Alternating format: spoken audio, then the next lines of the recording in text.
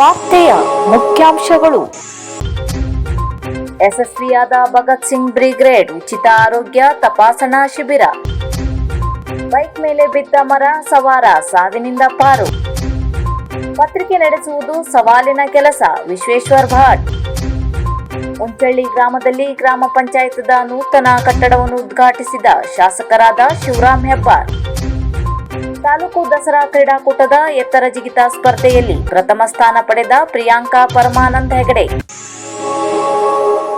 ಮರಾಠಿಕೊಪ್ಪ ಮಹಾರಾಜ ಸುವರ್ಣ ಮಹೋತ್ಸವದ ಪ್ರಯುಕ್ತ ಭಗತ್ ಸಿಂಗ್ ಬ್ರಿಗೇಡ್ ವತಿಯಿಂದ ನಡೆದ ಆರೋಗ್ಯ ತಪಾಸಣಾ ಶಿಬಿರ ಯಶಸ್ವಿಯಾಗಿ ನಡೆಯಿತು. ನೂರಾರು ಜನರು ಶಿಬಿರದ ಪ್ರಯೋಜನ ಪಡೆದರು ಎಂದು ಭಗತ್ ಸಿಂಗ್ ಬ್ರಿಗೇಡ್ ಅಧ್ಯಕ್ಷ ಸುಭಾಷ್ ಈಶ್ವರ್ ನಾಯ್ಕ ಅವರು ತಿಳಿಸಿದರು. ಜೆಪಿ ಎಂಟರ್ಪ್ರೈಸಸ್ ಜ್ಯೋತಿ ಶೆಟ್ಟಿ, ಮಾರಿಕಾಂಬಾ ಹಾಸ್ಪಿಟಲ್ ಮಹೇಶ್ ಹೆಗಡೆ, ಸರ್ಕಾರಿ ಹಾಸ್ಪಿಟಲ್ ಡಾಕ್ಟರ್ ಅರವಿಂದ್, ಡಾಕ್ಟರ್ ಶರತ್ ಹಾಗೂ ಶಿರಸಿಯ ಹಲವಾರು ವೈದ್ಯಕೀಯ ಪ್ರತಿನಿಧಿಗಳ ಸಹಾಯದಿಂದ ಶಿಬಿರ ಯಶಸ್ವಿಯಾಗಿ ನಡೆಯಿತು.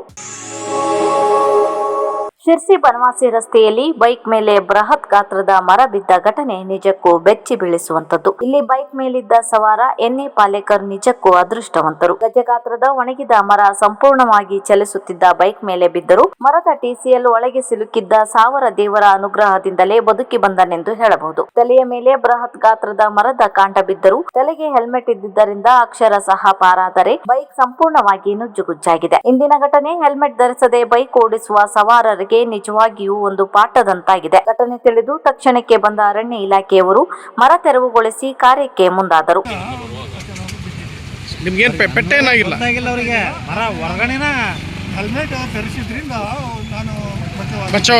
ಹೆಲ್ಮೆಟ್ ಹಾಕಿದ್ರು. ಯಾವತ್ತು ಹೆಲ್ಮೆಟ್ ಹಾಕಿ ಹೊಡಿತೀರ? ಹೆಲ್ಮೆಟ್ ಹಾಕೊಂಡು ಹೊಡಿತೇನೆ. ಬರಬೇಕಾದ್ರೂ ಗಾಡಿಯನ್ನು ನಿಯಂತ್ರಣದಲ್ಲಿ ಇಟ್ಕೊಂಡೇ ಬರ್ತೇನೆ ನಾನು. ಯಾಕಂದರೆ ಈ ರೋಡ್ನಲ್ಲಿ ಬನವಾಸಿ ರೋಡ್ನಲ್ಲಿ ಯಾವಾಗಲೂ ಜಾನುವಾರುಗಳು ಇಲ್ಲೇ ರೋಡ್ ಮೇಲೆ ಮಲಗಿರ್ತವೆ ಮತ್ತು ವಾಹನಗಳ ಸಂಖ್ಯೆನೂ ಹೆಚ್ಚಾಗಿ ಓಡಾಡ್ತಾ ಇರ್ತದೆ.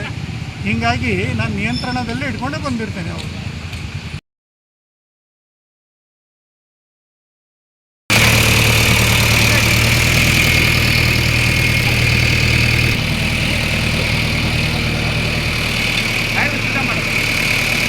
ಹಿಂಗೆ ಸೈಡ್ ಹಾಕೋಣ.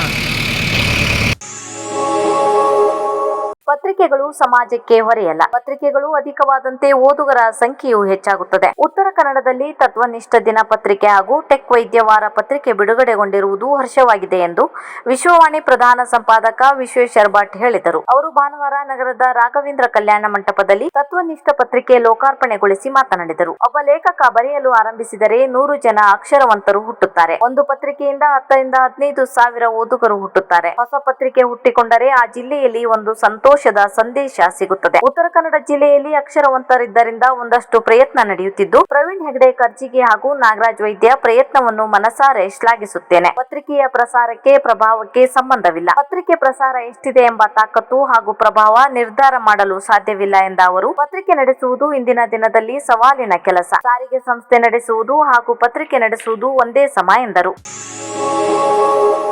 ಶಾಸಕರಾದ ಶಿವರಾಮ್ ಹೆಬ್ಬಾರ್ ಇವರು ಬನವಾಸಿ ಹೋಬಳಿ ವ್ಯಾಪ್ತಿಯ ಉಂಚಳ್ಳಿ ಗ್ರಾಮದಲ್ಲಿ ಸುಮಾರು 53 ಲಕ್ಷ ರೂಪಾಯಿ ವೆಚ್ಚದಲ್ಲಿ ನಿರ್ಮಾಣವಾದ ಗ್ರಾಮ ಪಂಚಾಯತ್ದ ನೂತನ ಕಟ್ಟಡವನ್ನು ಉದ್ಘಾಟಿಸಿದರು. ನಂತರ ಸಭಾ ಕಾರ್ಯಕ್ರಮವನ್ನು ದೀಪ ಬೆಳಗಿಸುವುದರ ಮೂಲಕವಾಗಿ ಉದ್ಘಾಟಿಸಿದ ಶಾಸಕರು ಕಾರ್ಯಕ್ರಮವನ್ನು ಉದ್ದೇಶಿಸಿ ಮಾತನಾಡಿದರು. ಈ ಸುಸಂದರ್ಭದಲ್ಲಿ ಗ್ರಾಮ ಪಂಚಾಯಿತಿ ಸದಸ್ಯರು ಶಾಸಕರನ್ನು ಸನ್ಮಾನಿಸಿ ಗೌರವಿಸಿದರು.